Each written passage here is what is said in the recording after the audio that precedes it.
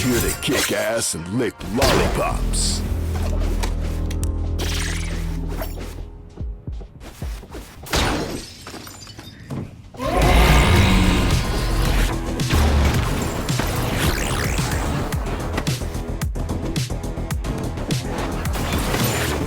What's up, guys? It's JFlow here, back with another video.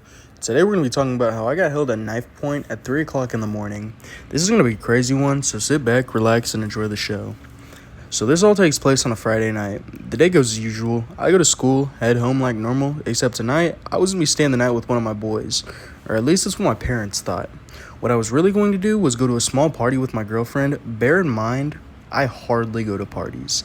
I typically just like to chill with my small crowd of people, but thankfully I had my girlfriend with me, so I was down to party.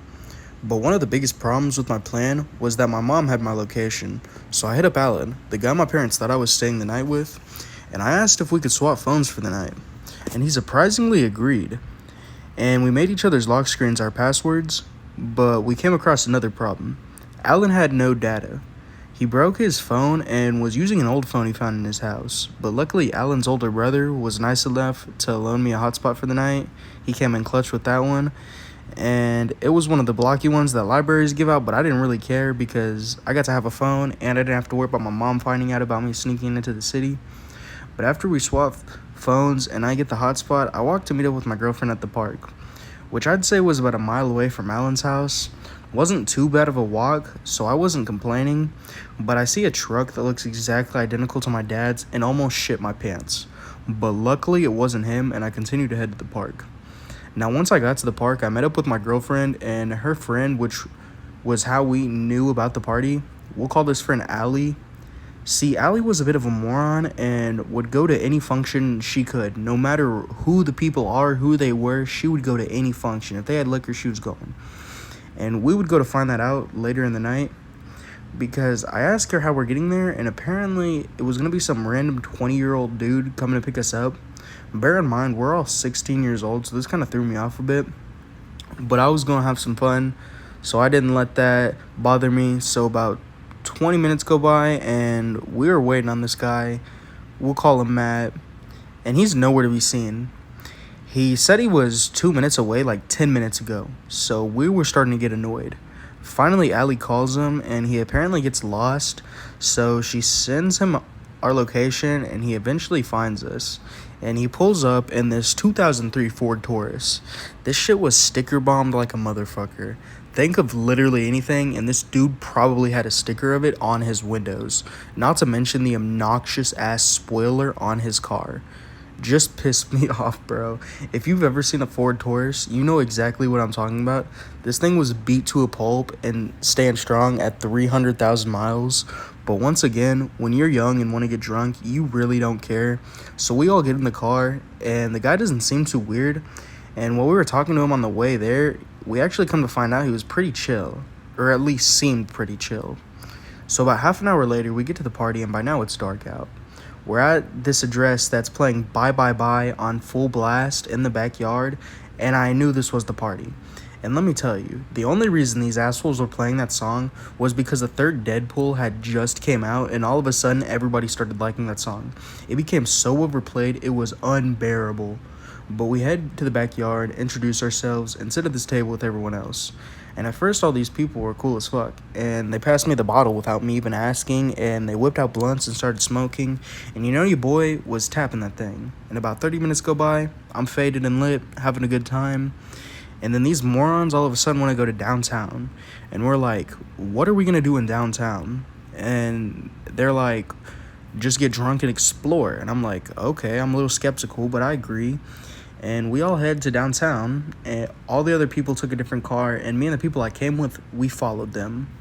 Now once we got in downtown, we park and start walking around and eventually get to a bridge, and this random jackass decides he wants to jump off the bridge into the hotel pool below.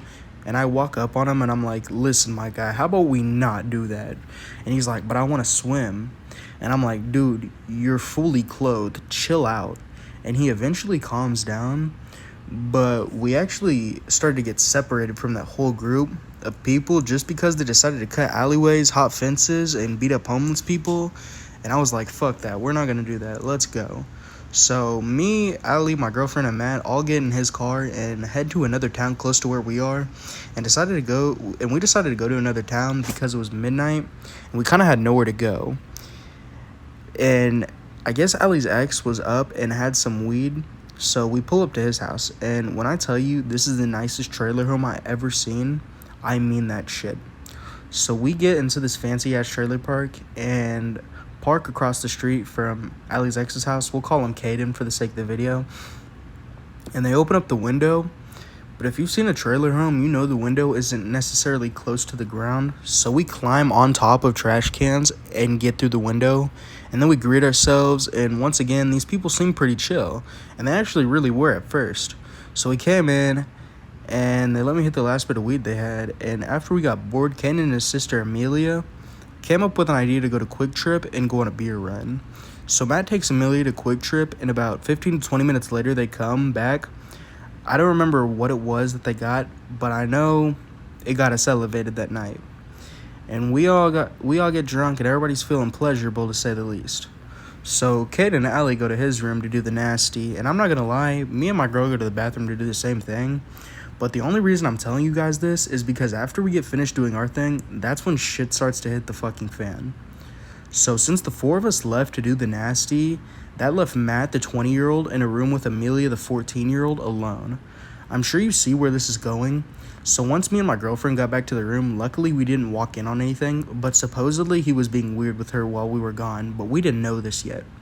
Now, my girlfriend was drunk as fuck and passed out on Amelia's bed, and Kaden and Allie are still going at it, so it's just me, Amelia, and Matt since my girlfriend's asleep. And Amelia calls her friend just to hang out, she said. But apparently she called her over as backup, I guess, because when her friend comes in the window, I say what's up to her and try to greet her, and her friend starts yelling, "What the fuck is going on, and why the fuck are you guys doing weird stuff to her?" And I say to her, I knew nothing about this, like, we just got back, and I hear, she walks up to me, like, gets in my face, like, I'm already up against a wall, and she gets in my face, she has her hands in her hoodie pocket, and I hear a switchblade flick, and how do I know it was a switchblade? Like, I could just tell from the distinct sound. And then she pulls it out and puts it to my gut. And that's when I really knew I had a switchblade pointed at my gut. But luckily, Allie finally comes in the room and she tells her that I had nothing to do with this. And she's like, that's literally his girlfriend in the bed. Because, yeah, my girlfriend was literally right there in the bed. I didn't get time to tell her that, but she was. And she backs away from me, and Caden comes in the room with a baseball bat, about to smash Matt's head in. And I'm talking to him, trying to calm down the situation, trying to de-escalate everything. And he says, I'm sorry, your friend is weird, so y'all all gotta go. And I'm like, I understand, I'm sorry he was being like that.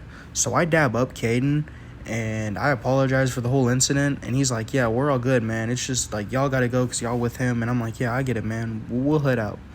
So after that, we head out, and we go to Matt's car and get the fuck out of there. He needed some gas, and we were thirsty, so we all head over to Quick Trip, and I step out to stretch my legs, and I throw up all over his seats. And this is a 2003 Ford Taurus, so you know the seats were absorbent as hell and absorbed all that throw up. I apologized to him, and he was pretty cool about it, and we started to head back. And apparently where we were sleeping tonight was a friend's house who was sound asleep. So we spend another 45 minutes getting to this house, which is luckily in the same town as Alan, the kid I was originally supposed to be staying the night with. So we essentially break into this girl's house and crash in her guest bedroom. Now Matt lived about 2 hours away from where he dropped us off and had $15 to his name. So who knows if that man ever made it home or not. But we get settled in the guest room, and by now it's like 4 a.m. We gotta get awake by 7 because that's when Allie's Connect, Beth, is supposed to take us all home. So we wake up hungover as fuck and then get into Beth's car. And I have her drop me off at the gas station first because it's right by Alan's house. So she drops me off, and I'm enjoying the morning breeze on my hungover ass body. And I go into the gas station and buy one of those like giant $3 to $4 water bottles. I bought one of those and I drank it on the way to Alan's house, and I shit you not, to this day, this is some of the best water I've ever had. And I don't know if it's just because like I was so like dehydrated from all the alcohol I drank or what. That's probably what it was. But it tasted so fucking good. The feeling is indescribable. Just know this water was good. But after I go to Alan's house, and we give each other our phones back, and we hung out for a little bit and played some games, and then eventually my parents came to pick me up, and everything was just like normal. So yeah, guys, that was a crazy ass night, and the lesson I learned: don't party with randoms ever. Just don't, please. Like, don't. I'm begging you guys. But that's gonna be the end of today's video. So if you guys enjoyed, make sure to beat the fuck out of that like button and subscribe to the channel if you enjoy the content.